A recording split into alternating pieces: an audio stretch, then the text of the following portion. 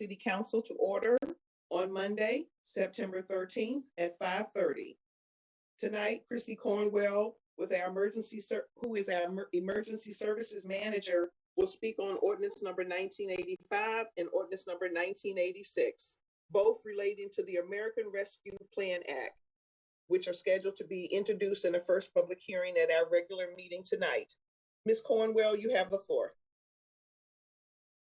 Thank you, Madam President. May I share my screen to show a PowerPoint presentation? Sure. Great, thank you.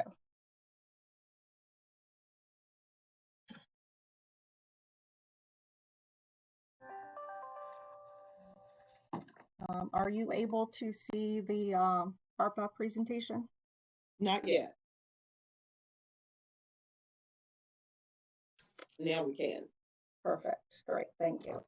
Thank you. Good evening, Madam President, Mayor, and Council, City and Council members. Sorry about that.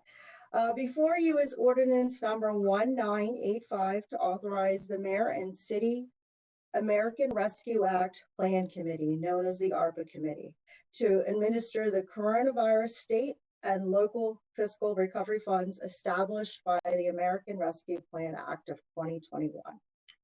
On March 11, 2021, President Biden signed the American Rescue Act of 2021 into law to support COVID-19 efforts, economic stabilization, address public health and economic challenges, and replace public sector revenue loss. In May of 2021, Mayor Mo directed the formation of the City of Laurel ARPA Committee to review regulations related to ARPA funds, develop a program to administer funds, and prepare a budget for review and approval by the Mayor and City Council.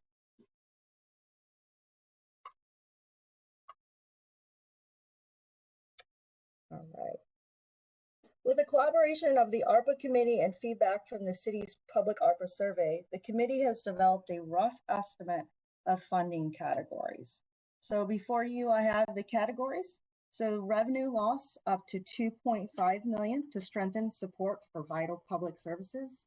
Premium pay up to $550,000, which will provide premium pay to fully vaccinated essential and frontline staff that delivered city services during COVID-19 responses. Public health up to $3.3 million to enhance public health resources and needs through the program and services. Economic impacts up to $3.7 million to provide financial relief to businesses, organizations, and nonprofits that were impacted by COVID-19. Infrastructure up to $1.75 million to expand, enhance broadband or other qualified infrastructure programs. And administrative up to $800,000 to assist the city with costs associated with compliancy and data analysis. This graphic before you is an estimate by percentages for the budget breakdown. And through early planning, the ARPA committee has been able to determine a few projects that would fit under the main categories mentioned in the last slide. Under public health, the ARPA committee has determined it is critical to continue efforts toward COVID-19 vaccination and testing. The committee is also coordinating with the Board of Election Supervisors to examine protective measures needed to ensure individuals can safely vote. In addition, through CDC recommendations and studies conducted, the city needs to upgrade the current HVAC system to enhance ventilation. Under economic impacts, the committee estimates $3.7 million to assist and enhance programs that aid individuals and families that were impacted by COVID-19, such as food, rental and utility assistance, and job training. In addition, there will be programs to aid businesses and nonprofits. This is an estimate of $1.75 million to support infrastructure projects such as strengthening the city's broadband. And this one is to ensure the committee is properly administering the funds, keeping accurate documentation, and conducting any required evaluations or data analysis that the committee estimated $800,000 under this category for. The city has created a web page specific to the ARPA funds and encourages city residents to reference this page for more information. Within the city's website, there is a survey that's open to the public, and the ARPA committee reviews the feedback from this survey weekly on this site and continues to review the input from the public to make sure that the city's objectives align with the feedback. To date, the ARPA committee has coordinated with the city departments to start compiling quotes and detailed information on projects and programs that would support COVID-19 efforts, public health, economic stabilization, or infrastructure. Each city department must have their information to the ARPA committee by October the 29th for project or program approval. And once they are approved by the committee, the Office of the Emergency Management and the Budget and Personnel Services will coordinate with them to move forward on their projects. Ordinance number 1986 is actually going to be presented by Ms. Michelle Saylor. So I'd be glad to answer any questions from the council on this one. And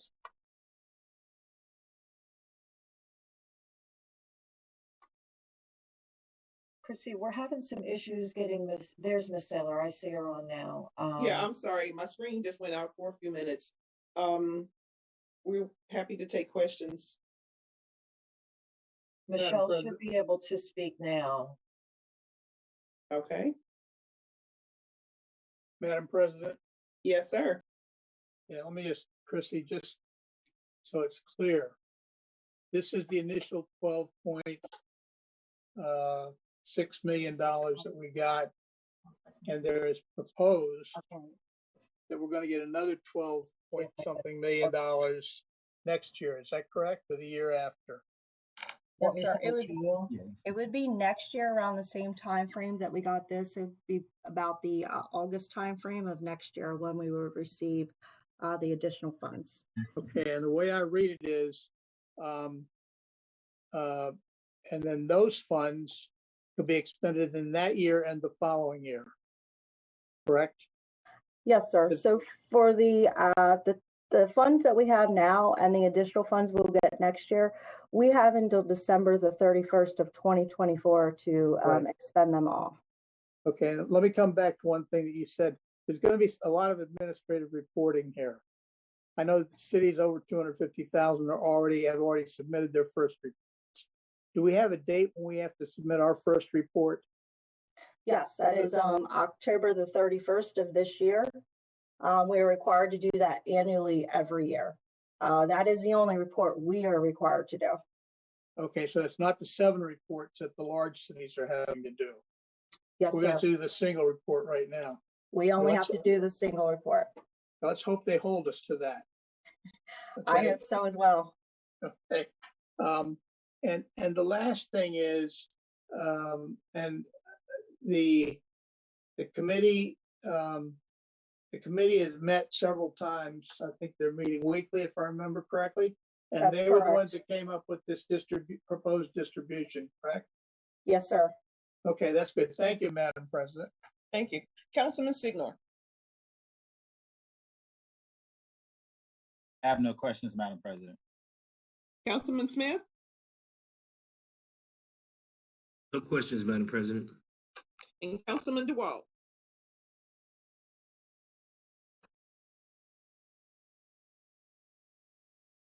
Councilman DeWalt. Madam President, Mr. DeWalt's not on the call at the moment. Okay. So if you all should have questions in the future, please address those to the Deputy City Administrator in writing through the clerk. Madam President, I believe Ms. Chow Saylor. Yes. Ms. Saylor, you have the floor.